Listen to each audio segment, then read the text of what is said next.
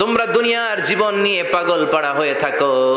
আল্লাহ বললেন দুনিয়ার জীবনের চাইতে আখিরাতের জীবন শ্রেষ্ঠ এবং স্থায়ী। ঠিক কি না? কার কথা?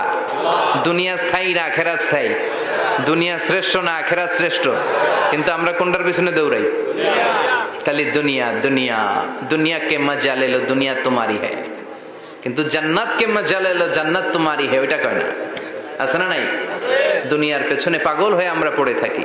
এই দুনিয়ার জীবনটা একটা মায়াজাল, এটা একটা মরিচিকা। এই মরিচিকা, এই ধোঁকা, এই লালসা আর এই মায়াজালের পেছনে আমরা ছুটছি। ছুটতে ছুটতে হুট করে একবার কবরের ভিতরে ঢুকতে হবে। কথা বলেন? তখন আমাদের টনক নড়বে। এই জন্য দুনিয়া মুমিনদের জন্য শ্রেষ্ঠ আর স্থায়ী জায়গা নয়। মুমিনের আসল জায়গা হচ্ছে আখিরাত। মুমিনের শান্তি আর কল্যাণের জায়গা হচ্ছে আখিরাত। জান্নাত হচ্ছে মুমিনের শেষ ঠিকানা। চিৎকার করে বলেন ঠিক কিনা?